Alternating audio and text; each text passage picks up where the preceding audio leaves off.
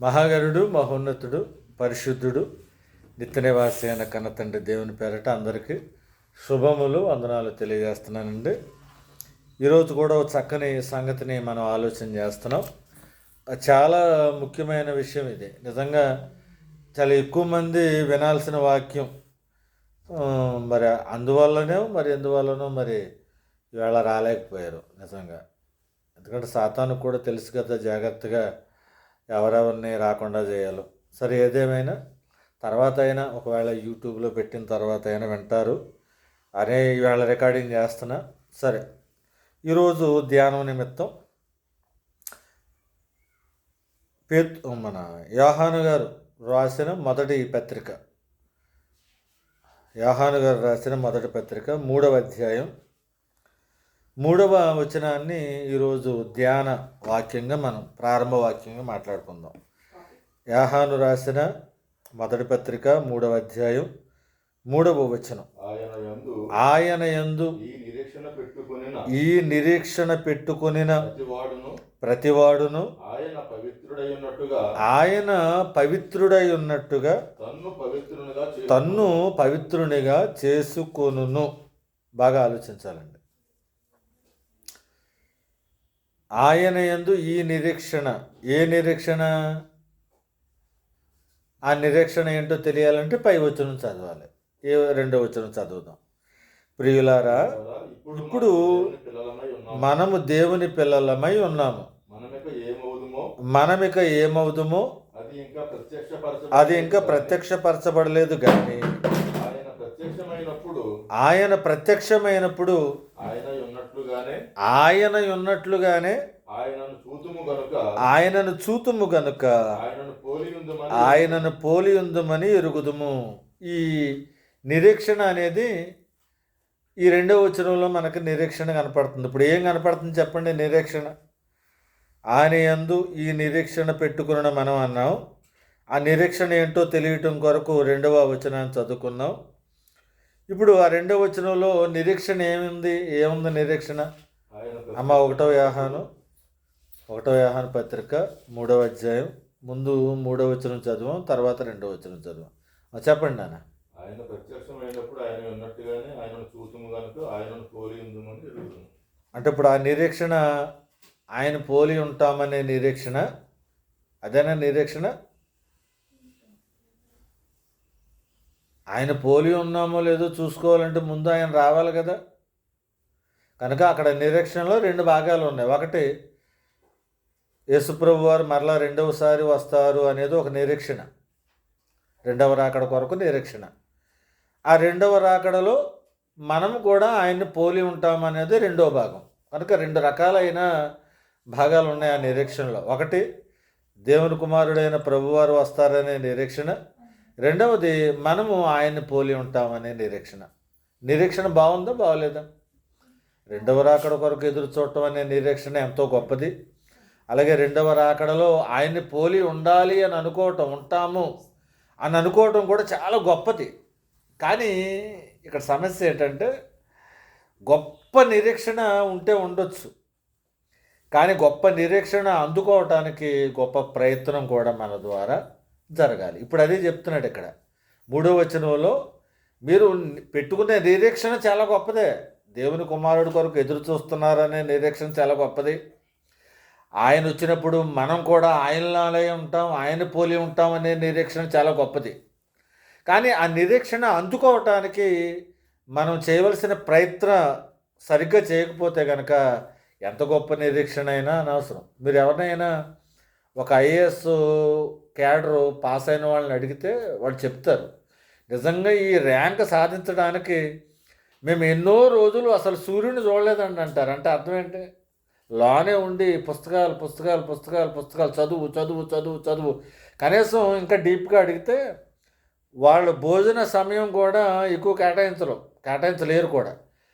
చివరికి వాళ్ళు తిన్న ఆ కర్రీస్ కూడా ఏంటో గుర్తులేంచలేనంత డీప్గా చదువుతారు.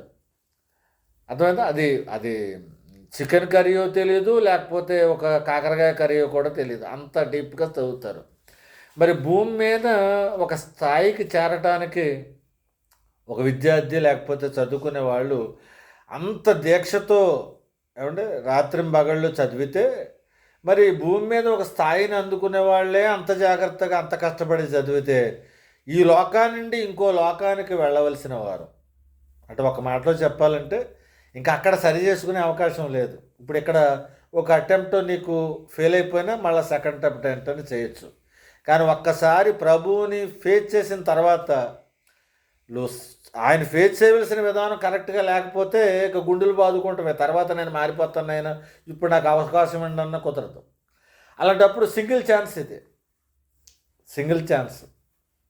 అందుక 2-3 అవకాశాలు ఉన్నదానికి ఏళ్ళు అంత కష్టపడి చదువుతున్నవే. అలాంటప్పుడు ఒక్కసారి కనుక మనం అనుకున్న మార్గం, మనం నడిచే మార్గం అది తప్పు అయిపోయిందంటే చేయడానికి ఇవ్వడదు. అలాంటప్పుడు ఎంత జాగ్రత్తగా సిద్ధపడాలండి. అందుకనే ఇక్కడ అన్నాడు 3వ వచనంలో, ఆయన యందు ఈ నిరీక్షణ పెట్టుకుని ప్రతివాడును. నిరీక్షణ, గొప్ప నిరీక్షణ పెట్టుకున్నారు రైటే, కానీ ఆ నిరీక్షణ మీరు అందుకోవాలంటే ఆయన పవిత్రుడై ఉన్నట్టుగా తన్ను పవిత్రునిగా చేసుకొనును. అంటే పవిత్రునిగా చేసుకొనును అంటే మనల్ని మనం ఏం చేసుకోవాలంట, పవిత్రంగా ఉండటానికి ప్రయత్నం చేయాలి. ఇక్కడ మన టాపిక్ ఏంటంటే పవిత్రులుగా ఉండటం ఎలా జరుగుతుంది అంటే, ఒకటి పవిత్రంగా మనం ఉండాలి అంటే కనుక మనంతటా మనమే కంప్లీట్గా ఉండలేం. దానికి ముందుగా దేవుడు మనల్ని పవిత్రపరచాలి. రెండవదిగా మనం కూడా పవిత్రులుగా ఉండటానికి మనం కూడా తోడ్పడాలి. ఒకసారి ఈ 2 రెఫరెన్స్లు, ఇక్కడేమో మనం పవిత్రులుగా ఉండాలి, మనం పవిత్రులుగా చేసుకోవాలనే అర్థం ఇక్కడ కనిపిస్తుంది. కానీ ఇదే యోహాను పత్రిక, మొదటి యోహాను పత్రిక 1వ అధ్యాయం 7వ వచనం చదువుదాం చూడండి. 7వ వచనం, అయితే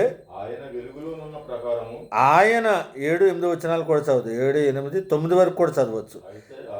అయితే ఆయన వెలుగులోనున్న ప్రకారము మనమును వెలుగులో నడిచిన ఎడల మనము అన్యోన్య సహవాసము గలవారమయ్యుందుము. అప్పుడు ఆయన కుమారుడైన యేసు రక్తము ప్రతి పాపము నుండి మనలను యేసు రక్తము ప్రతి పాపము నుండి మనలను పవిత్రులనుగా చేయును. బాగా ఆలోచించాలంటే, ఒక వ్యక్తి పవిత్రుడు కావాలి అంటే దేవుడు అవసరమే మనకి. సరే, ఎలాగ ఆయనే పవిత్రుడిగా మార్చేసుకుంటాడు, ఇక నేనేం చేయక్కర్లేదని అనుకోకండి. మన ప్రయత్నం కూడా ఉండాలి. ఇది చాలామంది గ్రహించరు. అన్నిటికీ దేవుడే ఉన్నాడు కదా, దేవుడే మనల్ని పవిత్రపరిచేసుకుంటాడు, మనం చేయాల్సింది ఏమీ లేదు అని అనుకునే కాన్సెప్ట్లు చాలామంది బ్రతుకుతున్నారు. కనుక ఈవేళ పవిత్రంగా ఉండాలి అంటే కనుక, ఒకటి దేవుడు నిన్ను పవిత్రపరచాలి, రెండవది నీ అంతటా నువ్వు కూడా పవిత్రంగా ఉండే ప్రయత్నాలు చేయాలి. చదవండి నాన్న. యేసు రక్తము ప్రతి పాపము నుండి మనలను పవిత్రులనుగా చేయను. తర్వాత మనము పాపము లేని వారమని చెప్పుకుని ఎడల మనలను మనమే మోసపుచ్చుకుందము, మరియు మనలో సత్యం ఉండదు. తర్వాత మన పాపములను మనము ఒప్పుకొని ఎడల ఆయన నమ్మదగిన వాడును నీతిమంతుడును గనుక ఆయన మన పాపములను క్షమించి సమస్త దుర్నీతి నుండి మనలను పవిత్రులనుగా చేయను. బాగా ఆలోచించాలి. ఇక్కడ దేవుడు యాక్టివ్ పార్ట్ ఏంటి? ఇక్కడ ఏం చేస్తాడట? ఆయన నమ్మదగిన వాడు నీతిమంతుడును గనుక మన పాపములను క్షమించి సమస్త దుర్నీతి నుండి మనలను పవిత్రులుగా చేయను. మరి మనం ఏం చేయాలి? ముందు భాగంలో చెప్పాడు, మనము మన పాపములను మనము ఒప్పుకొని ఎడల. చూసారా? అంటే ఒక మనిషి పవిత్రుడయ్యే ఈ ప్రాసెస్లో మనము యాక్టివ్గానే ఉండాలి, తర్వాత దేవుడు కూడా యాక్టివ్గా. మనంతటా మనం 100% పవిత్రులు మనం కాలేము. అలాగే దేవుడే మనల్ని పవిత్రపరిచేస్తాడంటే నీ తోడ్పాటు, నీ రిక్వెస్ట్ లేదా నీ ప్రయత్నం లేకుండా దేవుడు నిన్ను మార్చడు. చూడండి, ఈవెన్ స్వస్థత కావలసిన వాళ్ళకు కూడా స్వస్థపడగోరుచున్నావా అని అడిగే ఆయన స్వస్థత చేశాడే. అలాంటప్పుడు నిన్ను పరిశుద్ధుడిగా మార్చాలి అని అనుకున్నప్పుడు మరి నువ్వు తోడ్పడొద్దా దేవునికి?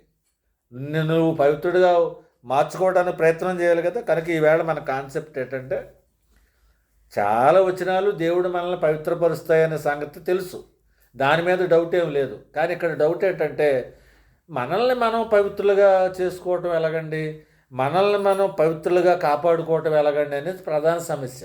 కనుక ఆ మాట మీద, అంటే మనల్ని మనం లేదా మనకు మనం పవిత్రులుగా ఉండాలా, లేకపోతే కేవలం దేవుడి మీదే వదిలేసి ఆయనే చూసుకుంటాడు అనేసి భరోసాతో ఉండాలంటే కాదు, మనం కూడా ప్రయత్నం చేయాలి.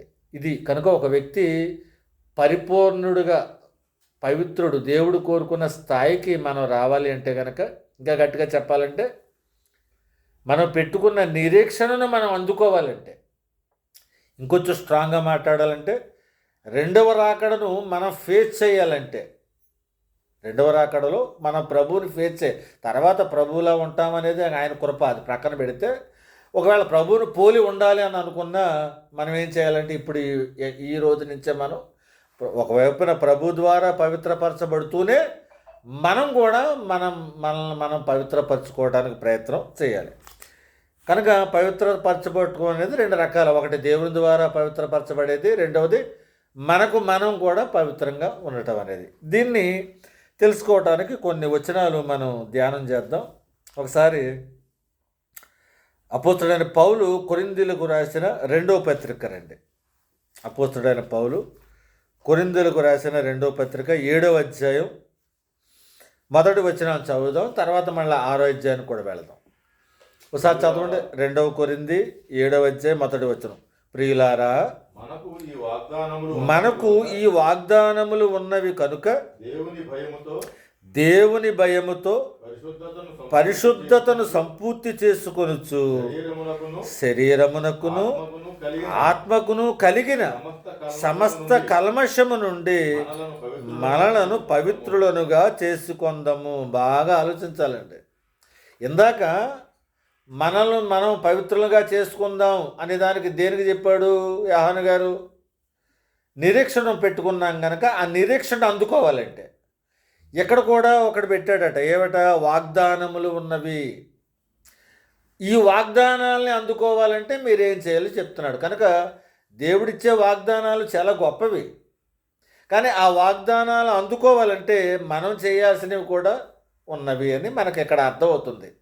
కనుక ఇంతకీ ఆ వాగ్దానాలు ఏంటి? ఆ వాగ్దానాలు మనం దేవుని ద్వారా పొందుకునే వాగ్దానాలు పొందుకోవాలంటే ఏం చేయాలి అంటే కొంత సిస్టమ్ చెప్పాడు, ప్రాసెస్ చెప్పాడు. అదేంటంటే 6వ అధ్యాయం 2వ కొరింథీ 6వ అధ్యాయం 14వ వచనాన్ని నుంచి చదువుదాం. చూడండి. 2వ కొరింథీ 6వ అధ్యాయం 14వ వచనం నుండి. మీరు అవిశ్వాసులతో జోడుగా ఉండకుడి. అంటే ముందు పవిత్రుడిగా ఉండాలి అంటే కనుక నువ్వు అవిశ్వాసులతో జత కట్టడం మానేయాలి. నీ ఫ్రెండ్స్ అందరూ చెడ్డవాళ్ళు అయినప్పుడు నువ్వు మంచిగా ఉండటానికి చేసే ప్రయత్నం ఎలా కుదురుతుంది? కుదరదు. కనుక నువ్వు దేవునికి ఇష్టమైన బిడ్డడిగా, లేదా నువ్వు పెట్టుకున్న నిరీక్షణ పొందుకునేవాడిగా, దేవుని ద్వారా పొందాల్సిన వాగ్దానాలు స్వతంత్రించుకునేవాడిగా ఉండాలి అంటే కనుక ముందు పరిశుద్ధతే దానికి మార్గం. ఆ పరిశుద్ధతను సాధించాలంటే ముందు నువ్వు చేయవలసిన పని ఏంటంటే, మీరు అవిశ్వాసులతో జోడుగా ఉండకండి. జోడుగా అంటే ఇది వేరు. అవిశ్వాసులతో అసలు మాట్లాడొద్దని అంటలే, అవిశ్వాసులతో మన పరిచయం ఉండొద్దు అని అంటలే. పరిచయం వేరు, జోడుగా ఉండటం వేరు. ఇప్పుడు అవిశ్వాసుల్ని మనం రక్షించాలనుకోండి, వాళ్ళ దగ్గరికి వెళ్ళాలా అక్కర్లేదా? వెళ్ళాలి. రక్షించడానికి వెళ్ళు, లేదా పాపుల మార్గంలో ఉన్న వాళ్ళని దేవుని మార్గంలో తేవటానికి వెళ్ళి వాళ్ళ దగ్గరికి, అంతే తప్ప వాళ్ళు చేస్తున్న పాపాలు చేయటానికి వెళ్ళకూడదు. కనుక ఇక్కడ ఏమంటున్నాడంటే, మీరు అవిశ్వాసులతో జోడుగా ఉండొద్దు అంటే, ఎవరైతే వాగ్దానాలను స్వతంత్రించుకోవాలన్నా, మనం పెట్టుకున్న నిరీక్షణని పొందుకోవాలన్నా, అంటే ఒక మాటలో చెప్పాలంటే రెండవ రాకడని మనం ఫేస్ చేయాలన్నా, రెండవ రాకడలో మనం కూడా ఆయనను పోలి ఉండాలన్నా మనం పరిశుద్ధత కలిగి ఉండాలి. మళ్ళీ ఆ పరిశుద్ధత కలిగి ఉండాలంటే ఆ ప్రాసెస్ ఏంటంటే అవిశ్వాసులతో జోడుగా ఉండటం మానేయాలి. ఆ తర్వాత ఏమన్నాడు? నీతికి దుర్నీతితో ఏమి సాంగత్యము అన్నాడు. అంటే నువ్వు నీతిపరుడివే కావచ్చు, కానీ నువ్వు దుర్నీతితో సహవాసం చేస్తున్నావు అనుకోండి, దుర్నీతి పరులతో మనం సహవాసం చేస్తే కొంతకాలానికి, ఒకవేళ పరిచయమైన వెంటనే మనం మారలేకపోవచ్చు, మనం మంచివాడిగా ఉండొచ్చు, కానీ కొంతకాలానికి ఏమైపోతామంటే మనకు తెలియకుండానే వాళ్ళ వైపుకు మారిపోయే ప్రమాదం ఉంది. వాళ్ళు మన వైపుకు రారు సుమా, వాళ్ళు ఎప్పుడు కూడా మన వైపుకు వచ్చే సమస్య ఉండదు. మనమే తెలియకుండానే వాళ్ళ రూట్లోకి వెళ్ళిపోతాం. కనుక నీతికి దుర్నీతితో ఏమి సాంగత్యము అంటే, నువ్వు నీతిపరుడవైతే, నీతిమంతురాలవైతే దుర్నీతి పరులతో నువ్వు సహవాసం చేయొద్దు. తర్వాత వెలుగునకును చీకటితో ఏమి పొత్తు అంటే, వెలుగు చీకటి కలవ అంటే కలవకూడదండి. ఇప్పుడు వెలుగు చీకటి కలిస్తే అసలు ఒక రోజు అవుతుందా? మీ క్రియేషన్ గురించి ఆలోచన చేస్తే, సెపరేషన్ చేస్తేనే క్రియేషన్ ఏర్పడిందండి. మొదటి రోజు అయ్యింది అని చెప్పడానికి వెలుగు చీకటి ప్రత్యేకపరచబడితేనే తప్ప ఆ క్రియేషన్ జరగలేదు. నా వాయిస్ వస్తుంది అక్కడి నుంచి? Okay, right. Separation, creation with separation అంటే, సెపరేషన్ అనేది లేకపోతే అసలు సృష్టికి అర్థమే లేదు. కనుక వెలుగు చీకటి వేరు చేయాలి, ఆకాశాన్ని భూమిని వేరు చేయాలి, వివిధ రకాలైన జాతులను పక్షులను వేరు చేయాలి, జలరాశులను వేరు చేయాలి, విత్తనాలను వేరు చేయాలి. అంటే ఒక క్రియేషన్ జరగాలంటే ఖచ్చితంగా అక్కడ జరగాల్సింది ఏంటంటే, నూతన సృష్టి జరగాలంటే ఖచ్చితంగా అక్కడ సెపరేషన్ అనేది జరగాలి. అలాగే ఈవేళ మనం కూడా నూతన సృష్టిగా మార్చబడాలి అంటే కనుక, ఇప్పుడు దేవుడు మనం ఎలా ఉండాలని కోరుకుంటున్నాడంటే, నూతన సృష్టిగా ఉండాలని కోరుకుంటున్నాడు. మరి మనం నూతన సృష్టిగా ఉండాలని కోరుకుంటే, ఒకప్పుడు మన ప్రాచీన స్వభావం మంచిది కాదు కదా. ఇప్పుడు ఆ ప్రాచీన స్వభావం నుంచి సెపరేట్ అవ్వాలి. అదే చెప్తున్నాడు అక్కడ. మీరు తీసుకోండి 2 కొరింథీ 6:14 నుంచి. మీరు అవిశ్వాసులతో జోడుగా ఉండకూడదు. తర్వాత నీతికి దుర్నీతితో ఏమి సాంగత్యము. తర్వాత వెలుగునకు చీకటితో ఏమి పొత్తు. తర్వాత క్రీస్తునకు బెలియాలతో ఎన్ని పోలికలు పోల్చాడండి. నిజంగా నువ్వు సెపరేట్ అవ్వాలి, సెపరేట్గా బ్రతకాలి, నువ్వు సెపరేట్గా బ్రతకాలి అవటానికి ఎన్ని ఎగ్జాంపుల్ చెప్పాడు చూడండి. విశ్వాసులను పోల్చాడు, నీతికి దుర్నీతికి పోల్చాడు, వెలుగును చీకటిని పోల్చాడు, క్రీస్తుకు తర్వాత బెలియాలంటే బయలు దేవతతో పోలుస్తున్నాడు. క్రీస్తునకును బెలియాలతో ఏమి సంబంధం? నువ్వు క్రీస్తు బిడ్డవై ఉంటే బెలియాలు పనులు చేయకు, బెలియాల ఆరాధనకి వెళ్ళకు. నువ్వు చేస్తే క్రీస్తునైనా ఆరాధన చేయి, దేవుణ్ణైనా ఆరాధన చేయి. అంతేగాని కాసేపు క్రీస్తు ఆరాధన, కాసేపు ఏమో లోక సంబంధమైన ఆరాధన. అప్పుడే ప్రార్థన చేయాలండి, ఇదిగో ఫలానా గృహాన్ని కట్టడానికి ప్రార్థన చేయాలండి అని అంటారు. అప్పుడే ప్రార్థన, అప్పుడే నవధాన్యాలు, అప్పుడే ప్రార్థన, అప్పుడే ముహూర్తం. అంటే ఇప్పుడు అక్కడ ఏం ఆరాధన జరుగుతుంది? దేవుని ఆరాధన జరుగుతుందా, దెయ్యపు ఆరాధన జరుగుతుందంటే 2 ఆరాధనలు చేస్తున్నారు. అందుకనే గూగుల్ మీట్లో చెప్పుకుంటాం కదా, ప్రాణాత్మలను విభజించినంత మట్టుకు దూరుచు అని అన్నాడు. అంటే ప్రాణము ఆత్మ కలిసి ఉండకూడదు అనమాట. అర్థమైందా? అదే చెప్పాను నేను 4 రోజుల నుంచి 4 ఎపిసోడ్స్ చెప్పా. చాలామంది వెంటనే పాపం క్రాంతి ఒకటి అటెండ్ అవుతుంది, మంచి మాటలు మిస్ అయిపోతున్నారనే బాధ నాకు. దేవుని వాక్యము సజీవమై బలము గలదే. తర్వాత 2 అంచులు గల ఎటువంటి ఖడ్గము కంటెను వాడిగా నుండి, తర్వాత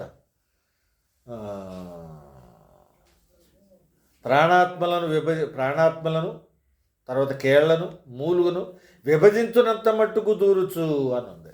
అంటే ప్రాణాత్మలను ఎందుకు విభజించాలి అనేది 4 రోజులు చెప్పుకున్నాం. ఎందుకంటే ప్రాణాత్మలు కలిసిపోయాను అనుకోండి, మనం కన్ఫ్యూజ్ అయిపోతాం.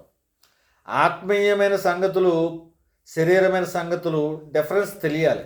లేదనుకోండి, శరీరమైన సంగతులను కూడా మనం ఏమనుకుంటామంటే దేవుని సంగతులు అని పొరపాటు పడే ప్రమాదం ఉంది. కనుక దేవుని వాక్యం ఏం చేస్తుందంటే, ఈ ప్రాణాత్మల్ని విభజించి, ఇదిగో నాయన ఇది దేవుని సంగతి, ఇది లోక సంబంధమైన సంగతి అని ఆ డిఫరెన్షియేషన్ తెలియటం కొరకు దేవుని వాక్యం ఏం చేస్తుందంటే విభజిస్తుంది.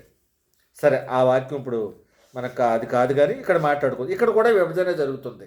క్రీస్తునకును బెలియాలుతో ఏమి సంబంధం అంటే విభజన జరగాలి ఇక్కడ. నువ్వు అయితే దేవుని బిడ్డగా ఉండు, లేతే దెయ్యం బిడ్డగా ఉండు, మిగిలిపో అంతే. కానీ రెండింటినీ ఆరాధిస్తాను, యేసు ప్రభు కూడా మేము దండం పెట్టుకుంటామండి అనేవారు కూడా ఉన్నారు. యేసు ప్రభు కూడా కుదరదు. నువ్వు పెట్టుకుంటే యేసు ప్రభువునే నమ్ముకోవాలి. కనుక క్రీస్తునకు బెలియాలుతో ఏమి సంబంధము. ఆ తర్వాత అవిశ్వాసితో విశ్వాసకి పాలు ఎక్కడిది. మొత్తం ఎన్ని డిఫరెన్షియేషన్స్ చెప్పాడో చూడండి ఇక్కడ. ఏమంటే ప్రారంభం నుండి అవిశ్వాసులతో ఉద్యోగుడు కొట్టుతున్నాడు, నీతి దుర్నీతి తేడాగా ఉండాలన్నాడు, వెలుగు చీకటి వేరుగా ఉండాలన్నాడు, క్రీస్తు తర్వాత బెలియాలు వేరుగా ఉండాలన్నాడు, అవిశ్వాసి విశ్వాసికి కలిసి ఉండకూడదు అన్నాడు. తర్వాత అవిశ్వాసితో విశ్వాసికి పాలెక్కడిదని చెప్తూ దేవుని ఆలయమునకు విగ్రహములతో ఏమి పొందుక అన్నాడు. అంటే దేవుని ఆలయం అంటే మళ్ళీ ఏదో ఒక గుడి, తర్వాత ప్రక్కనలో ఒక విగ్రహం ఉంది, అది కాదండి. మళ్ళీ దేవుని ఆలయం అంటే ఏదో అనుకుంటారని కింద రాశాడు. ఏమని రాశాడు? మనము జీవము గల దేవుని ఆలయమై ఉన్నాము అన్నాడు. ఇప్పుడు దేవుని ఆలయంలో విగ్రహం ఉండొచ్చా? ఉండకూడదు. కానీ కొన్ని పరిస్థితులు, కొన్ని డెనామినేషన్స్లో దేవుని ఆలయాల్లో విగ్రహాలు ఉంటున్నాయి. ఏదో యూసఫ్ గారి విగ్రహం లేదా మరియమ్మ గారి విగ్రహం, మొత్తానికి ఏదో విగ్రహం మెయింటైన్ చేస్తున్నారు. అసలు ఆలయానికి విగ్రహానికి అసలు సంబంధమే లేదంటే ఆ రెండింటిని కలిపే పెట్టారు అక్కడ. సరే, వాళ్ళు ఏదో అపరాధం చేసేస్తున్నారు అని అనుకోకండి మీరు, మనము చేస్తున్నాం, అదే తప్పు. ఇప్పుడు ఇక్కడ దేవుని ఆలయం, జీవము గల దేవుని ఆలయం అంటే ఎవరన్నారు? మనం జీవం గల దేవుని ఆలయం. మరి మనలో కూడా విగ్రహాలు ఉన్నాయా? ఉన్నాయి. కొన్ని మన కొలసీ పత్రిక 3వ అధ్యాయంలో చెప్తాడు, విగ్రహారాధనకు చూడండి ఒకసారి అన్నమాట. కొలసీ పత్రిక 3వ అధ్యాయం,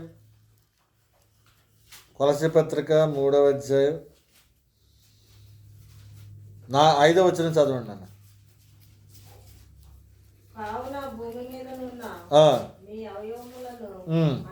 అనగా జారత్వమును, అపవిత్రతను, కామాతురతను,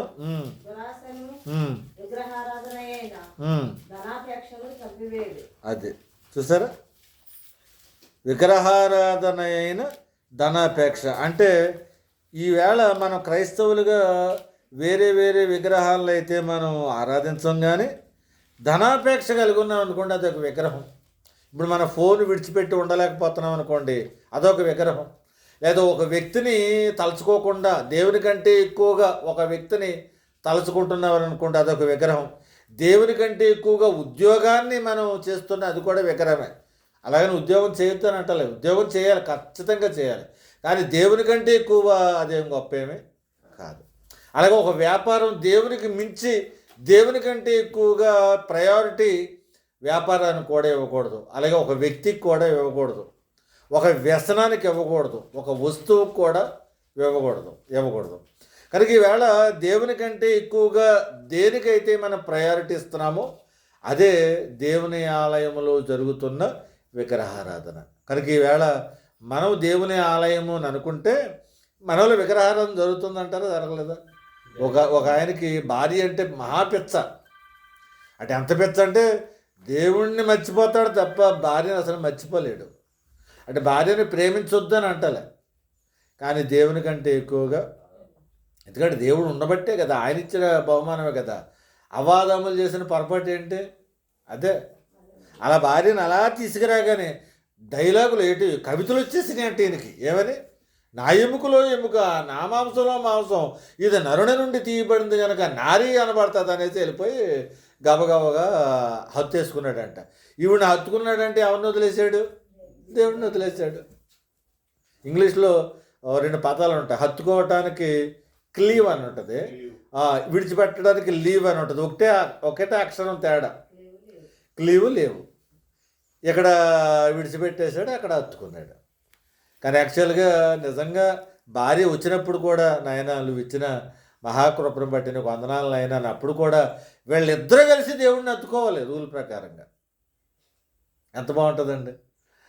అసలు ఫస్ట్ కొట్టిన దెబ్బ అక్కడే కొట్టారు వాళ్ళు. అలా భార్యను తీసుకురాగానే ఈవిడిని ఎత్తేసుకున్నాడంట. అలాగని తప్పు అని అనుకోకండి. అది యేసుప్రభులో సంఘానికి యేసుప్రభుకున్న ఆ బంధం కనపడుతుంది అక్కడ. అందుకని ఆనాడు అవ్వమ్మని ఆదాము హత్తుకున్న దేవుడు ఎందుకు బాధపడలేదంటే, అప్పుడు ఆదాము అవ్వమ్మల్లో ఇదిగో ఈవేళ యేసుప్రభుని సంఘాన్ని చూస్తున్నాడు కనుక. అందుకని ఎఫ్సి పత్రిక చదివిస్తాం మనం పెళ్ళిళ్ళలో. ఎందుకంటే ఆనాడు ఆదాము గారు అవ్వమ్మని ఎలాగైతే హత్తుకున్నాడో, ఈవేళ పెళ్లి కూతురు పెళ్లి కొడుకు ఇలా హత్తుకుని ఉండాలంటే అర్థం ఏంటంటే, నిజంగానే వీళ్ళిద్దరూ హత్తుకుండాలనే మాట కరెక్టే. దీనికంటే గొప్పగా యేసుప్రభు వరుడుగాను సంఘము వధువుగా వీళ్ళు కూడా కలిసి ఉండాలనేది భావన అక్కడ. అర్థమైందా? సరే, ఈవేళ చదవండి అమ్మా, మాట చదవండి. దేవుని ఆ జీవము గల దేవుని ఆలయం చెప్తూ వదిలేశారా? మనము జీవము గల దేవుని ఆలయమై ఉన్నాం. 2 కొరింథీ 6:18. అందుకు దేవుడు ఎలాగూ సెలవిస్తున్నాడు. ఇక్కడి నుంచి చూద్దాం. ఎందుకు మనల్ని పవిత్రంగా ఉండాలంటున్నాడు, ఎందుకు మనం పవిత్రత ఇంపార్టెంట్ అంటున్నాడంటే, మనం దేవుని ఫేస్ చేయాలన్నా, దేవుడు మన దగ్గరికి రావాలన్నా, అంటే మొత్తానికి దేవునితో మనం ఎక్కడ కనెక్ట్ అవ్వాలన్నా అక్కడ అనుకూలమైన పరిస్థితి ఏదైనా ఉంది అంటే కనుక అది ఏంటంటే పరిశుద్ధత. మీరు పరిశుద్ధత అనేది లేకుండా మీరు ఎన్ని చేసినా దేవుడు మీతో కనెక్ట్ అవ్వలేడు. అందుకని దేవుడు నీ దగ్గరకు వద్దాం అనుకున్నప్పుడు, లేదా చుట్టం ఎవరైనా ఒక గౌరవ అతిథులు మన ఇంటి దగ్గరకు వస్తున్నప్పుడు ఏం చేస్తామండి? వాళ్ళకి ఎలాంటి అట్మాస్ఫియర్ ఇష్టపడతారో ఆ అట్మాస్ఫియర్ మనలో ఉంచడానికి, మన ఇంట్లో ఏర్పరచడానికి ప్రయత్నం చేస్తామే. అలాంటప్పుడు దేవుడు మన దగ్గరికి వచ్చేస్తాను అని అంటుంటే, ఆయన రానివ్వటానికి కావలసిన ఏర్పాట్లు మనం చేస్తున్నామా? చేయట్లే. కానీ నిజంగా ఆయన రావటానికి కావలసిన ఏర్పాట్లు చేస్తే ఒక్క క్షణం కూడా ఆయన పరలోకంలో ఉంటాడు, నీ దగ్గరే ఉంటాడు ఆయన. అదే అడుగుతా, అది చెప్తున్నాడు ఆయన మనసులో మాట చెప్తున్నాడు. రే, నేను మీ దగ్గరే ఉండాలని అనుకుంటున్నాను, నేను మీ దగ్గరకు వచ్చేద్దామని అనుకుంటున్నాను, మీలోనే సంచరిద్దామని అనుకుంటున్నాను, కనుక మీరు ఎలా ఉండండి అని ఆయన. మీరు అలా ఉంటే చాలు, నేను వచ్చేస్తానంటున్నాడు. చాలామందికి దేవుణ్ణి పట్టుకోవటం, దేవుణ్ణి ఒడిసి పట్టుకోవటం, లేకపోతే దేవుని మనసు గెలుచుకోవటం తెలియదండి చాలామందికి. ఈవేళ దేవుడిని ఆరాధించడం, దేవుని నమ్ముకోవటం అనేది చాలా చిన్న మాట. అది దేవుణ్ణి నమ్ముకోవటం కాదు, అసలు దేవుణ్ణి వశపరుచుకునే అవకాశం దేవుడు చెప్తున్నాడు. నన్ను నువ్వు వశపరుచుకున్నాను, నేను నీ దగ్గరకు వచ్చేస్తాను, నీ సొంతం అయిపోతాను అంటున్నాడు. దేవుణ్ణి నమ్ముకుంటే బాగుంటుందా, దేవుణ్ణి మనం సొంతం చేసుకుంటే బాగుంటుందా? ఏది బాగుంది ఈ రెండిట్లో? దానికి ట్రై చేయండి. అంతేగాని నమ్ముకోవటానికి, దండం పెట్టుకోవటానికి, సందా ఇయటానికి, నువ్వు దేవుడు మాకు కావలసినప్పుడల్లా హెల్ప్ చేస్తూ ఉండు, అక్కడే ఉన్నది కాదండి. ఆయన్ని సొంతం చేసేసుకోవాలి. అర్థమైందా? అదే చదవండి ఈ మాట. అప్పుడు అంటున్నాడు, నేను వారిలో నివసించి సంచరింతును. తర్వాత, నేను వారి దేవుడినై యుందును, వారు నా ప్రజలయ్యుందురు. కావున మీరు వారి మధ్య నుండి బయలువెడలి ప్రత్యేకంగా ఉండండి. ఈ మాట అండర్లైన్ చేసుకోవాలి మీరు చక్కగా. నేను అదే చెప్తూ ఉంటాను, అమ్మ అందరిలా ఉండకండి, మీరు అందరిలా వేషధారణ ఉండకండి, అందరు కట్టినట్టుగా అది పాపం కాకపోవచ్చు. మీరు అంటారు అదే పాపమా? అలా అంటే ఒకవేళ వస్త్రధారణ అలా ఉంటే అది పాపమా? లేకపోతే పూలు పెట్టుకుంటే పాపమా? లేకపోతే అది చేసుకుంటే పాపం? వద్దొద్దు, నీకు ప్రత్యేకత కనపడాలి, నువ్వు ప్రత్యేకంగా ఉండాలి. అక్కడ పాపం అని అంటలేదు ఆయన, నువ్వు ప్రత్యేకంగా ఉండాలి దేవుని బిడ్డకి. దేవుని దగ్గరికి వస్తానంటే ఇవన్నీ పెట్టుకుని సిద్ధపడి రెడీగా ఉంటావేంటి? అదే ప్రశ్న. కనుక అబ్బాయి నేను చేసి ఆడంబరాలన్నీ చేస్తానండి అంటే కుదరదు. దేవుడికి నచ్చినట్టుగా చెయ్యి. ఆయన కావలసిన బాహ్య అలంకరణ కాదు, ఆయనకి ఏ అలంకరణ ఇష్టపడతాడు? అంతరంగ అలంకరణ ఇష్టపడతాడు. అలాంటప్పుడు మరి ఆయనకు కావలసినట్టుగా ఉండాలి. అంతేగాని ఇది పెట్టుకుంటూ తప్పేటి? ఎంతమంది పెట్టుకోవటం లేదు, పెట్టుకున్న వాళ్ళు ఏమన్నా మంచివాళ్ళ? ఇలాంటి భారీ డైలాగులు ఏమీ వేయకండి. ఆయనకి ఏది, ఆయన నీ ఇంటికి వస్తున్నప్పుడు, నీలో వస్తానన్నప్పుడు, ఆయన నీ హృదయం ఆయన దేవాలయం అయినప్పుడు నీలోకి ఆయన వచ్చేస్తానంటే, నువ్వు ఎలా ఉంటే, నువ్వు ఎలా సిద్ధపడితే ఆయన వస్తాడో అలా సిద్ధపడు. ఎవడో పాస్టర్ చెప్పాడని కాదు, ఎవడో ఒకటి పెట్టుకోండి అన్నాడని, ఒకటి తీసేయండి అన్నాడు కాదు. పాస్టర్ మాట వినవలసిన అవసరం కూడా లేదు మీకు. ఒకటే మాట, దేవుడు మీ హృదయంలోకి వస్తానంటున్నాడంటే దేవునికి అనుకూలమైన అట్మాస్ఫియర్ నాలో ఉందా? ఆయనకి ఇష్టమైనట్టుగా నేను ఉండాలంటే నేను ఏం మార్పులు చేసుకోవాలి, ఏం చేర్పులు చేసుకోవాలి, నువ్వే సిద్ధపడు. దేవునికి ఇష్టమైంది అనుకో వస్తాడు, దేవునికి ఇష్టం లేదు మానేస్తాడు, అంతే, నువ్వే నష్టపోతావు. కనుక ఈవేళ మేము చెప్పేది ఏంటంటే నీ మీద కోపం ఉండి కాదు, నిజంగా దేవుని సన్నిధిని ఏదైనా చిన్న కారణాల వల్ల ఒక అతిశయం ఏర్పడుతుంది. చూడండి, విలువైన చీర కట్టుకున్నప్పుడు, విలువైన చీర కట్టుకోవద్దని బైబిల్ అంటున్నప్పుడు, వెలగల వస్త్రాలు కట్టుకోవద్దు అన్నప్పుడు దేవుడు ఏదో ఈర్ష్యతో ఆ మాట చెప్పాడు అనుకోకండి.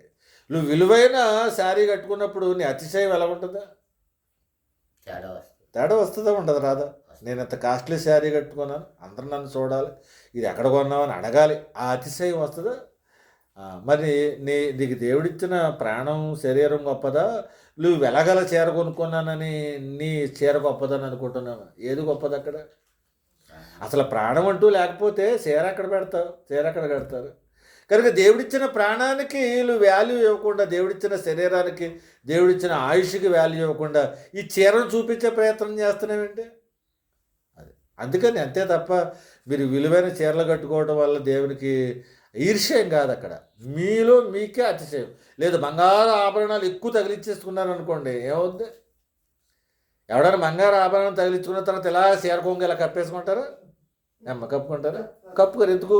ఇలా విప్పి చూపించాలా, అమ్మో ఎంత బంగారం వేసుకుందో తెలియాలి కదా, అంతే కదా. ఇప్పుడు ఉంగరం పెట్టుకున్నాం, ఈ ఉంగరం ఏదో డిజైన్ చేసుకున్నాం, ఎవడైనా ఉంగరం డిజైన్ ఇలా ఆనకెట్టుకుంటాడా? ఎందుకు పెడతాడు? పైకి చూపించడానికి. అంటే నువ్వు పాపం చేస్తున్నావు అని కాదు, అక్కడ అతిశయం. అక్కడ అలాగ చిన్న దాంట్లోంచి నీకు పెద్ద ప్రాబ్లం వెళ్ళిపోద్ది. కనుక ప్రభు నీలోకి వస్తా అన్నప్పుడు ప్రత్యేకంగా లోకమంతా ఒకలా ఉండని నువ్వు ప్రత్యేకంగా కనపడాలి దేవునికి. అర్థమైంది? అందుకని అన్నాడు, మీరు వారి మధ్య నుండి బయలు వెడలి, అంటే పరిధుల్లో ఉంచే కాదు, వాళ్ళ మేనర్స్లోంచి కూడా బయటకు వచ్చేయాలి, వాళ్ళ ఆచారాల్లోంచి కూడా బయటకు వచ్చేయాలి, వాళ్ళ పద్ధతుల్లోంచి కూడా బయటకు వచ్చేయాలి, వాళ్ళ విధి విధానాల్లోంచి కూడా బయటకు వచ్చేయాలి. అది బయటకు వచ్చేయండి కేవలం ప్రజలను వదిలేసి బయటకు వచ్చేస్తే అయిపోలేదు. ఇప్పుడు ఇశ్రాయేల్ చేసిన తప్పదే. ఐగుప్తు నుంచి అయితే బయటకు వచ్చేసారు, కానీ ఐగుప్తు మైండ్ సెట్ అసలు వాళ్ళకి వదలలేదు. అలాగే లోతు భార్య సొదొమ గొమొర్రా నుంచి అయితే బయటకు వచ్చేసింది, కానీ ఆ సొదొమ గొమొర్రా ప్రాంతాన్ని, దాని ఆశల్ని విడిచిపెట్టుకోలేకపోయింది. కనుక ఇక్కడ సపరేట్గా ఉండండి అనే మాటకి ఏంటంటే ఎంటైర్లీ డిఫరెంట్, మారిపోవాలి. మీ ఆహార్యం అంటే బయటికి కనిపించేది, మీ అంతరంగం రెండూ మారాలి. బయటికి కనిపించే విధానము మారాలి, లోనున్న అంతరంగం కూడా మారాలి. మీరు వారి మధ్య నుండి బయలువెరడి ప్రత్యేకంగా ఉండుడి, అపవిత్రమైన దానిని ముట్టకూడని ప్రభువు చెప్తున్నాడు. ఇవన్నీ కూడా ఎందుకు చెప్తున్నానంటే మనల్ని మనం పవిత్రంగా కాపాడుకోవటం. ఇలాగా దేవుడు ఎలాగా పవిత్రపరుస్తాడు కాదట్లే, కానీ మనం కూడా పవిత్రపరచుకునే ప్రయత్నాలు చేయాలి. ఇప్పుడు అనవచ్చు మీరు, ఏమండి దేవుడు మనుషుల్ని పవిత్రపరుస్తున్నప్పుడు మళ్ళీ మనకు మనం పవిత్రపరచుకోవాల్సిన అవసరం ఏముంది అని అడగవచ్చు. మీకు ఒక ఎగ్జాంపుల్ చెప్తా. మీ తల్లిదండ్రులు అబ్బో నా బిడ్డ బాగా ఉండాలని white and white pant shirt కుట్టించారు, వాళ్ళు కుట్టించారు, జస్ట్ అలా కొన్నారు, ఇచ్చారు నీకు. ఇప్పుడు నువ్వేం చేయాలి? దాన్ని కాపాడుకోవాలి, డాగ్ అంటుకోకుండా, మైలు అంటుకోకుండా, బురద అంటుకోకుండా. మరి అదే నువ్వు చేయవలసిన ప్రయత్నం అంటే. కనుక ఆయన నీకు పరిశుద్ధత ఇస్తాడు, నువ్వు దాన్ని కాపాడుకోవాలి. ఇప్పుడు ఫర్ ఎగ్జాంపుల్ ఏదో చూడకూడదు ఏదో చూస్తున్నావు, చేయకూడదు ఏదో చేస్తున్నావు. అప్పుడు ఫర్ ఎగ్జాంపుల్ టీవీ మాట్లాడుకుందాం మీకు అర్థం అవటం కోసం. టీవీలో ఏదో దేవుని సంబంధం కానిదేదో, ఏదో కొంచెం వల్గర్గా ఉన్నది ఏదో చూస్తున్నారు. అప్పుడు దేవుని ఆత్మ మిమ్మల్ని ప్రేరేపిస్తుంది, అమ్మ ఏంటి ఇలా చూస్తున్నారు, దేవుని బిడ్డవు కదా, ఇలాంటివి చూడకూడదు కదా అని ఆత్మ ప్రేరేపిస్తుందా? లేకపోతే వచ్చి టీవీ రిమోట్ తీసుకుని ఆ దేవుడే కట్టేస్తాడా రిమోట్ తీసుకుని టీవీ? ఆత్మ ప్రేరేపించినప్పుడు రెండో పార్ట్ ఎవరు నెరవేర్చాలి? దాన్ని మనం ఆర్పాలి. అంటే టీవీ కట్టేయాల్సింది మన పని, లేకపోతే రిమోట్లో ఛానల్ మార్చుకుని దేవుని మాటలు చూడాల్సిన పని మనం, ప్రేరేపణ ఇవ్వటం ఆయన పని. కనుక ఇప్పుడు ఒక వ్యక్తి పరిశుద్ధుడిగా ఉండటానికి దేవుడి వల్ల సాధ్యం అవుతుందా, మనిషి వల్ల సాధ్యం అవుతుందా? ఇద్దరూ ఏకీభవించాలి.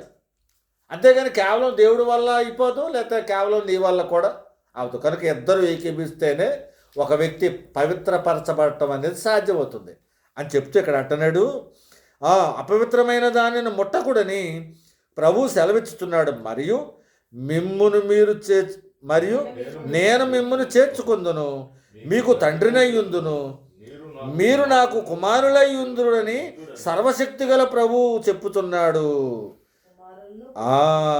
అంటే మనకు ఇవ్వబడిన వాగ్దానం ఏంటంటే మనల్ని కుమారులుగాను కుమార్తెలుగా చూడాలని అనుకుంటున్నాడట. అలా అనుకుంటున్నాడు కనుక కింద అంటున్నాడు, ప్రియులారా మనకు ఈ వాగ్దానములు ఉన్నవి ఏవి? మనల్ని దేవుడు కుమారులుగా కుమార్తెలుగా చేసుకోవాలనుకుంటున్నాడు.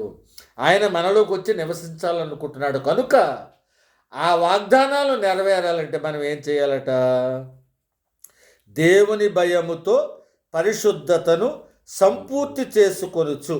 బాగా ఆలోచించాలి. ఎక్కడి నుంచి మనం ప్రతి మాట చాలా డీప్గా స్టడీ చేయాలండి. చాలా ఇంపార్టెంట్ వచనం, చాలా ఇన్స్పైరింగ్గా ఉంటుంది. నిజంగా ఈ ఒక్క మాట కనుక మీరు మెయింటైన్ చేస్తే ఎంటైర్ బైబిల్ మీరు మెయింటైన్ చేసేసినట్టే. ఎలాగో చెప్తాను చూడండి. దేవుని భయముతో పరిశుద్ధతను సంపూర్తి చేసుకొనుచు అన్నాడు. అంటే ఇది మనం ఎలా అర్థం చేసుకోవాలి? అసలు పరిశుద్ధత ఎందుకు కావాలి మనకి అంటే, మీరు నిరీక్షణ మీరు పెట్టుకుని ఇందాక ముందు రాలేకపోయారు. 1వ యోహాను పత్రిక 3వ అధ్యాయం 3వ వచనం చదువమ్మ. అక్కడ నిరీక్షణ ఉంటుంది. ఆ నిరీక్షణ అందుకోవాలన్నా, ఇక్కడున్న ఈ వాగ్దానాలు అందుకోవాలన్నా, అక్కడ నిరీక్షణ ఏంటంటే యేసుప్రభు యొక్క రాకడ, తర్వాత ఆయన రాకడలో మనం కూడా ఆయన పోలి ఉంటామని నిరీక్షణ. రాని వారు లేట్ కమర్స్ కోసం ఇదే ఇబ్బంది. లేట్కి వస్తే మళ్ళీ మీకోసం రిపీట్ చేయాలి. ఏమండి? ఎల్లీగా రెండు వద్దామని డిసైడ్ అయినప్పుడు ఎల్లీగా వస్తే తప్పే ఉంది. కనుక ఎర్లీగా వస్తే బాగుంటుంది. కనుక దేవుని రాకడను ఫేస్ చేయటానికి, ఆయన రాకడలో క్రీస్తును పోలి ఉండటానికి అది ఒక నిరీక్షణ. ఇక్కడేమో తండ్రి అయిన దేవుడు మనతో నివసించడం, లేదా మనం ఆయనతో నివసించడం, ఇది వాగ్దానం. అది నిరీక్షణ, ఇది వాగ్దానం. ఇప్పుడు ఈ నిరీక్షణని మనం పొందుకోవాలన్నా, ఇక్కడ కొరింథీ పత్రికలో ఉన్న వాగ్దానాన్ని మనం పొందుకోవాలన్నా కావలసింది ఒకటే. ఏంటి? అక్కడ చెప్పాడు, ఇక్కడ చెప్పాడు, పవిత్రత. అంటే మనకున్న నిరీక్షణ సక్సెస్ అవ్వాలంటే పవిత్రత కావాలి. అలాగే మనకు దేవుడిచ్చిన వాగ్దానాలు నెరవేర్చబడాలంటే పవిత్రత కావాలి. ఇప్పుడు ఆ పవిత్రత ఎలా వస్తుంది, తర్వాత ఆ పవిత్రత ఎలా ఉండాలి, ఏ స్థాయిలో ఉండాలి చెప్తున్నాడు. అని చెప్తే ఇక్కడ అంటున్నాడు, దేవుని భయముతో పరిశుద్ధతను సంపూర్తి చేసుకొనుచు అన్నాడు. ఇప్పుడు ఈ మాట చదివి మనం అర్థం చేసుకోవాల్సిన విధానం ఏంటో చెప్పండి. నాన్న మీకు ఏమర్థమైంది మాట చదివినప్పుడు? ఏం అర్థం అవ్వలేదు? ఎక్కువసేపు ల్యాగ్ చేయకండి, ఎందుకంటే రికార్డింగ్ అవుతుంది. ఇక్కడ మనమైతే ల్యాగ్ ఎంతసేపు అని మాట్లాడుకోవచ్చు. మరి యూట్యూబ్ ఎవరైనా చూస్తే వాళ్ళకి నీరసం రాకూడదు కదా. ఇక్కడ విషయం ఏంటంటే, పరిశుద్ధత కావాలని కోరుకున్నాం మనం. పరిశుద్ధత కావాలి అంటే కనుక దాని ప్రారంభం ఎక్కడుందంటే దేవుని భయముతోనే పరిశుద్ధత ప్రారంభం అవ్వాలి. అదే, అంతేగాని నేను పరిశుద్ధుని అయిపోవాలని దేవుని భయం నీలో లేకపోతే పరిశుద్ధతకు అసలు అర్థమే లేదు. తర్వాత సరే, దేవుని భయం ఉండాలని అర్థమైనప్పుడు మళ్ళీ దేవుని భయం అంటే ఏంటి అది తెలియాలి. మళ్ళీ దేవుని భయం అంటే ఏంటి అంటే, మనం పరిశుద్ధులుగా ఉండకపోతే మనల్ని నరకంలో వేసేస్తాడనా? మరి ఇంకేంటి భయం? మరి ఇంక దేనికి భయం? ఇప్పుడు మనం భయపడాల్సింది ఏంటంటే, మన పరిశుద్ధులుగా ఉండకపోతే నరకంలో వేసేస్తాడని భయపడితే నువ్వు అది కరెక్ట్ కాదు. అది ఏదో శిక్ష తప్పించుకోవడానికి చేసే ప్రయత్నమే తప్ప తండ్రి మీద ప్రేమతో కాదు అది. ఇప్పుడు భయం ఎలా ఉండాలంటే, దేవుని భయం అంటే, అయ్యో నేను ఈ పాపం చేస్తే నా దేవుడు ఏమైపోతాడు, నా దేవుడు నా కోసం ఎంత కన్నీరు గారుస్తాడు, ఆయన హృదయం ఏమైపోద్ది, ఎన్ని ముక్కలైపోద్ది నా తండ్రి హృదయం అనే భయం కలగాలి. అది అసలు సిసలైన భయం. కానీ ఈవేళ నరకం అంటే భయం నేర్పిస్తున్నాం, తర్వాత వ్యాధి వస్తుందని భయం నేర్పిస్తున్నాం, లేకపోతే చావు అనే భయం నేర్పిస్తున్నాం తప్ప అది కరెక్ట్ భయం కాదండి. అది ఎవరో నిజంగా దేవుని అంటే ఒకవేళ చావు అని చచ్చిపోతామని భయపెట్టి బోధ నేర్పించడం, లేకపోతే నరకం వెళ్ళిపోతామని భయపెట్టి బోధ నేర్పించడం, అంటే వచనాలు లేవంటే ఉన్నాయి. అది ప్రాథమికమైన స్థాయి. అది ఒక సాధారణ విశ్వాసికి చెప్పాల్సిన స్థాయి. కానీ విశ్వాసి దేవునిలో బలపడుతూ ఉండగా నువ్వు నరకం వెళ్ళిపోతావని భయపడి పాపం చేయకుండా ఉండటం కాదు.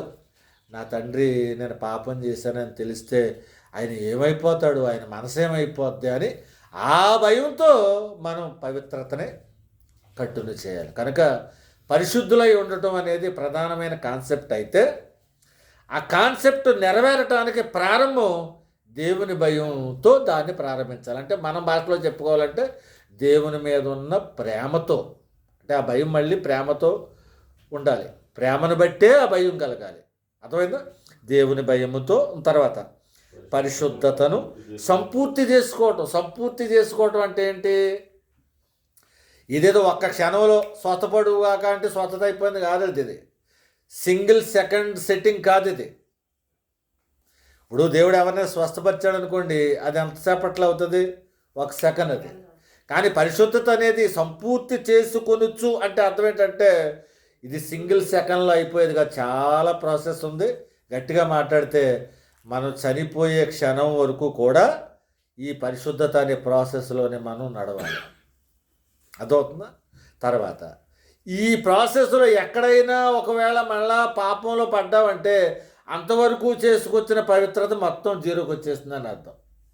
మీకు ఎగ్జాంపుల్ తెలియటం కొరకు, ఏదో కూర్చున్నారు, దేవుని పాటలు 3 పాటలు పాడుకున్నారు, దేవుని తెగ స్తుతించేసుకున్నారు. ఇక 4వ పాట కూడా మీకు దేవుని పాట వస్తుందా? 4 మెడతాడిపోతూ ఉంటుంది, వెనక్కి వెళ్ళిపోతాడు, రాదు ఇంకా దేవుని పాట. తర్వాత మళ్ళీ ఏదో లోక సంబంధమైన పాట ఏదో వస్తుంది. అంటే 3 దేవుని పాటలు పాడారు, ఒకటేమో ఏదో పాడారు. ఇప్పుడు ఇందాక 3 పాటలు దేవుని పాటలు పాడుకున్నప్పుడు వచ్చిన ఒక ఆశీర్వాదం కానీ, లేకపోతే ఒక పరిశుద్ధత కానీ, ఒక బ్లెస్సింగ్ కానీ ఉందా? ఇంకా అది డిలీట్ అయిపోయిందంటారా? జీరోకి వచ్చేసిందా? అయిపోయింది. అంటే నువ్వు సంపూర్తి చేయలేవు ఇంక ఈ లెక్కన. సరే, ఈసారి ఏం చేసామంటే అబ్బాయి ఎలా కాదు, 30 పాటలు పాడతాను అనుకున్నాం. 30 పాటలు పాడుకున్నాం. 31వ పాట మళ్ళా లోక సంబంధమైన పాట పాడావు. అప్పుడు మళ్ళీ 30 పాటలు పాడిన ఆ పరిశుద్ధత ఏమైపోయింది?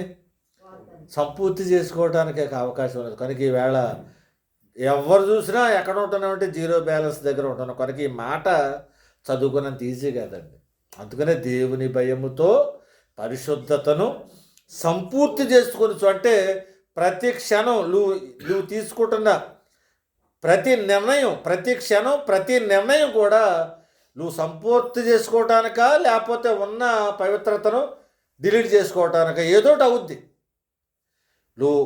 నీకున్న పవిత్రతని ఇంప్రూవ్ చేసుకోవటమైనా పనిచేస్తుంది నీ నిర్ణయం, లేదా అంతవరకు సంపాదించుకున్న పవిత్రతని ఒక్క దెబ్బతో డిలీట్ చేయడానికైనా అయిపోద్ది. కనుక ఈవేళ పరిశుద్ధతను సంపూర్తి చేసుకోవటం అనేది లైఫ్ టైం సెట్టింగ్. ఇది సింగిల్ సెకండ్ సెట్టింగ్ కాదు. ప్రతిరోజు ప్రతి క్షణం మీరు దీన్ని సంపూర్తి చేసుకుంటూనే ఉండాలి. చూడండి, మన వాళ్ళు వైకుంఠపల్లి ఆడతారు. చివరికి వచ్చేదాడు కన్ను పడకూడదురా అనేదాడు, కన్నే పడతాడు. వెళ్ళేదాడికి టక్ మనకి పెద్ద బాము ఒకటి ఉంటుంది. మళ్ళీ అది ఎక్కడ తీసుకొస్తుంది? నిన్ను జీరోకి 1 కాడికి తీసుకొచ్చేంత. అలాగా చాలా జాగ్రత్త ఉంటాయి. భక్తి ఏదో మనం అనుకుంటున్నంత ఈజీ ఏం కాదు, చాలా కష్టం అని చెప్పుడు. మీ దేవుని భయముతో పరిశుద్ధతను సంపూర్తి చేసుకొనొచ్చు. ఎక్కడి నుంచి చూడాలి?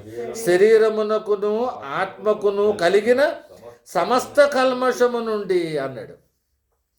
మనలను పవిత్రులనుగా చేసుకుందామంట. మనమే చేసుకోవాల్సింది. కనుక ఇప్పుడు ఆలోచిద్దాం. శరీరమునకును ఆత్మకును కలిగిన సమస్త కల్మషము నుండి అంటే శరీరానికి కలిగిన కల్మషం అంటే ఏంటి?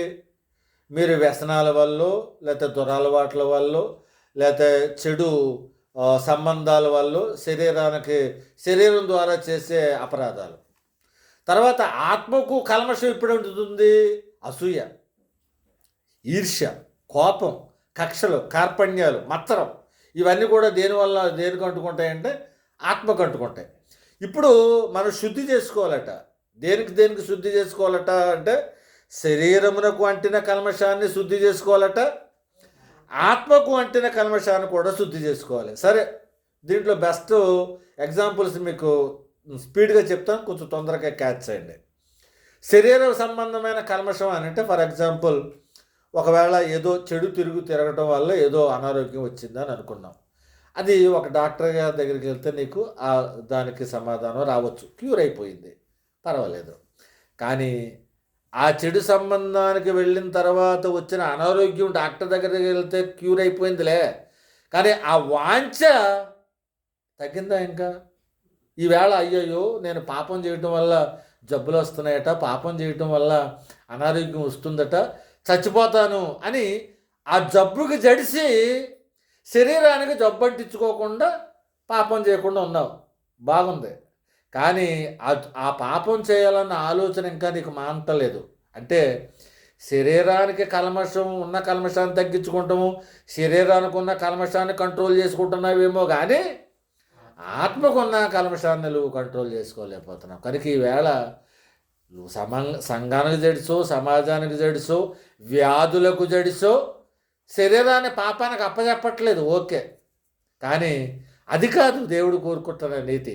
నువ్వు శరీరంలో యథార్థంగా శరీరంలో ఎటువంటి పాపం చేయకుండా ఉన్నదన్నది కాదు, అసలు చాలా ప్రైమరీ, అది ప్రైమరీ థింగ్ అది. కానీ దేవుడికి కావలసిన పరిశుద్ధత ఎక్కడంటే నీకు ఆత్మలో కూడా ఆ వాంఛ అనేది నీకు కలగకూడదు. దీనికి బెస్ట్ ఎగ్జాంపుల్ గతంలో చెప్పాను. సిగరెట్లు తాగుతున్న అలవాటు ఉందనుకోండి, చాలా ముదిరిపోయింది, ఆ అలవాటు చాలా ఎక్కువ వ్యసనం పరుడు అయిపోయిన తర్వాత ఏదో కొంతకాలానికి లేదు లేదు లేదు నేను ఆ వ్యసనాన్ని మానేద్దామని అనుకున్నాడు, రైట్, మంచిది, మానేశాడు. తర్వాత మళ్ళీ దీనికి కొన్ని టెక్నిక్లు మానేయటానికి ఏటట, నువ్వు ఏదైనా చెడు వ్యసనాన్ని మానేసేటప్పుడు అందరికీ చెప్పుకుని మానేసేయాలట. అంటే అర్థం ఏంటి?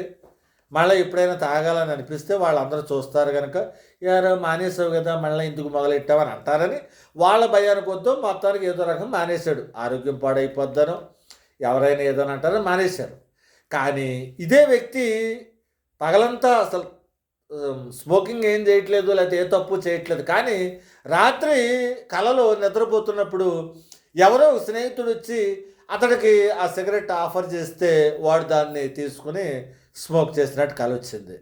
అంటే ఇప్పుడు శరీరానికి ఉన్న కల్మషని ఆపేసుకున్నాం, కానీ ఆత్మలో ఇంకా కల్మషం ఇంకా పోలేదు. అంటే శరీరానికి ఉన్న కల్మషంలో ఆపుతం చాలా ఈజీ. అంటే నువ్వు నిజంగా ఫేమ్ డిటర్మినేషన్ ఉంటే, దృఢ సంకల్పం ఉంటే, ఒక స్పృహ లేదు ఈ ఆరోగ్యాన్ని పాడు చేసుకోకూడదు, లేదా 10 మందిలో నేను చెడ్డవాడిని కాకూడదు అనే స్పృహ నీలో గట్టిగా ఉంటే మానేస్తావు.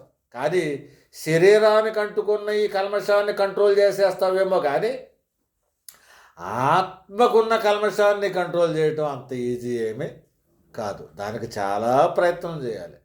ఆ ప్రయత్నం చేసి అక్కడ కూడా నీకు సిగరెట్ స్మోకింగ్ మీద ఆసక్తి లేదనుకోండి, రేపు పొద్దుడు ఎవడైనా కల్లో కనపడి ఎవడైనా స్మోక్ చేయమని అన్నా కల్లో కూడా నువ్వు ఏం చెప్పగలగాలంటే నేను మానేశాను రా, నాకిస్తా పెట్టని చాలా కాలం అయిందని చెప్పగలగాలి. అప్పుడు నువ్వు దేవుడు కోరుకున్న పరిశుద్ధతకి వచ్చినట్టు. కనుక ఈవేళ కొంతమంది ఈ శరీర వ్యసనాలకు లేకపోతే సంఘానికి జడిసి వ్యభిచారం చేయటం మానేసామని అనుకుందాం, జారత్వం చేయటం మానేసాం, రైట్, మంచిది. జారత్వం చేయటం మానేయటం కాదు, దేవుడు కోరుకున్న పరిశుద్ధత ఏంటంటే అసలు నీకు కలలో కూడా ఆ ఆలోచన రాకూడదు, కలలో కూడా ఆ ఆలోచన వచ్చినా దాన్ని వ్యతిరేకించగలిగిన స్పిరిట్ నీలో ఉంటే అప్పుడు నీ ఆత్మ కూడా శుద్ధిగా పరిశుద్ధిగా ఉందని అర్థం. కనుక ఒక తప్పు చేయకుండా నేను కంట్రోల్గా ఉంటున్నాను, ఒక తప్పు చేయకుండా నేను జాగ్రత్తగా ఉంటున్నాను అనేది నీ భక్తికి ప్రమాణం కాదు. నీ ఆత్మలో కూడా నీ ఆలోచనలో కూడా ఆ తప్పు చెయ్యాలని అనిపించకూడదు. అప్పుడే మనం నిజంగా దేవుడు కోరుకున్న పరిశుద్ధతను అందుకున్న వాళ్ళం. మనం దాన్ని అందుకుందాం అంటారా? నిజంగానే ఆలోచించుకోండి. నేను ఇప్పుడు దాన్ని తీర్పు తీర్చడానికి నేనేం సిద్ధంగా ఏమీ లేదు. మీకు తెలుసు ఎవరు కండిషన్ వారు, ఎవరి స్టేట్ ఆఫ్ మైండ్ వాళ్ళకి తెలుసు, ఎవరి పరిస్థితులు వాళ్ళు తెలుసు. కనుక దేవుడు కోరుకున్న పరిశుద్ధత ఎలాంటిదంటే కేవలం శరీరానికి ఉన్న పరిశుద్ధత మాత్రమే కాదు, నీ ఆత్మ కూడా ఎలా ఉండాలంటే, అంటే ఒక ఆలోచన కూడా. ఏమంటే యేసుప్రభుకి ఎప్పుడైనా అలాంటి ఆలోచన వచ్చిందంటారా పాపం చేస్తే బాగుండని? ఒకవేళ శరీరం బలవంత పెడుతున్నా, ఎందుకంటే ప్రభు కూడా శరీరంలో ఉన్నాడు కనుక, శోధించే శరీరం కనుక ఒకవేళ ఎటువంటి దుర్నీతి ప్రేరణ కలిగిన ఎట్టి పరిస్థితుల్లో కూడా ఆలోచనలో కూడా పాపాన్ని స్థిరపరచుకోలేదు ఆయన. కనుక ఛాలెంజ్ చేశాడు, నాలో పాపం ఉన్నదని ఎవడు స్థాపించగలడు? అది అదవుతుందా? తర్వాత చివరికి ఒక మాట చదువుకుని ముగించేసుకుందాం. 2వ తిమోతి పత్రిక 2వ అధ్యాయం 21.